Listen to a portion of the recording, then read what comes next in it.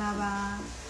နေ့ပြောပြပေးမှာကပထမတန်းမြန်မာစာဘယ်လိုလေးသင်ရမလဲဆိုတာကိုဆရာမကမျှဝေပေးချင်တာဖြစ်တယ်။အဲတော့ပထမတန်းမြန်မာစာရဖို့ဆိုလို့ရှိရင် KG မှာပါလာရမယ်ပေါ့နော်။ KG ရဲ့အောက်တက်ကြီးမှုတွေပါလာရမယ်။ပါလာခဲ့ရင်လည်းဒီတန်းမှာပြန်စပြီးရရှိတယ်။ကလေးတွေကတော့ပြင်လဲဆိုတော့နှေးနေတယ်ပေါ့နော်။ဒီမှာ KG မှာကြည်လာတော့အဆင်ပြေတယ်။ဒီမှာကြည်လာလားမကြည်လာလားဒီမှာစစ်ဆေးတာပေါ့နော်။အများကလေးတွေဒီမှာအဆောင်နေတာကတော့စာရေးမတင်ရင်လေ့ကျင့်ရတယ်။အဲ့ဒါတွေပေါ့နော်။အဲ့ဒီလေ့ကျင့်တယ်။လေ့ကျင့်ပြီးတဲ့အခါမှာစာရေးနေဆိုတော့ရှင်သူကကာကြီးရနေပြန်စကာကြီးခါကိုတော့ပြီးတော့ကာကြီ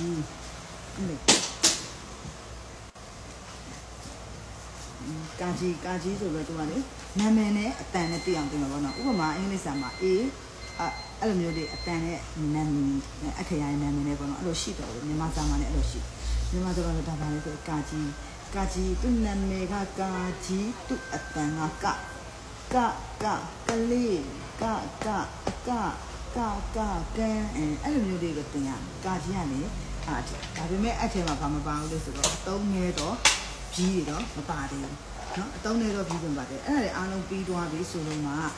အဲ့ဒါတွေအားလုံးမပြီးခင်မှာလည်းဘာလုပ်ရလဲဆိုတော့အဲ့ဒါတွေပြီးခင်မှာတို့တွေဒီအတန်ကိုသိလာတယ်ကျင်းညက်လာတယ်စစ်စစ်ရ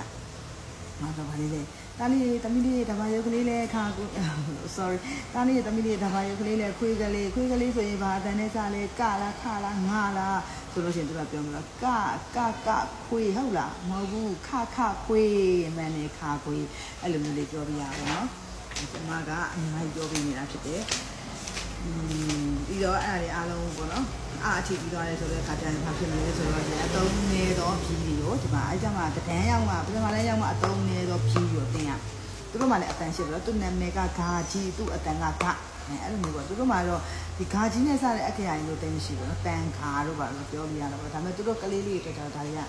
တိတ်ပြီးအတုံးနေတယ်လို့ပြောထားတဲ့ကြောင့်သူတို့တွေဒါတွေကမတင်ပြီးနေလေကြာနော်ပြီးရင်တော့ဂါကြီးခါဝဲလေးရွတ်တက်လာဂါကြီးပြီးရင်ခါဝဲအစင်းလိုက်ကလေးတိတာဆိုတာလေးတွေလည်းဟိုပြရမယ်သူတို့တွေစစ်ဆေးရမယ်ကိုယ်စစ်ဆေးရမှာနော်သူတို့မတိုင်ပြန်တင်ကလေးတွေစာမြောက်ဆိုတာဆရာမတွေပုံမှာပဲမှုတည်တယ်အဲ့တော့မတိုင်ပြန်တင်စုမနေနဲ့ဟုတ်ပြီအဲ့တော့ဒါဆိုရင်ပြင်တယ်သူ့နာမည်ကကာကြီးသူ့အတန်ကသူ့နာမည်ကရပလက်သူ့အတန်ကရာဒါမျိုးတွေပေါ့နော်ဒီမှာမေးမယ်ပေါ့နော်တစ်ခုစီရဲ့အတန်လေးမေးမယ်ပေါ့ကဲအဲ့လိုအရှိမအတန်လေးကိုကြေလာခဲ့မယ်ဆိုဒီတပြားလေးကိုလေသူတို့ကဖတ်တယ်နေပေါ့နော်အပေါ်တစ်ဖက်ကိုဖတ်တယ်နေဒီမှာဒီကမဝဝချက်ကအကပထမဒါရဲတော့သူကဖတ်တယ်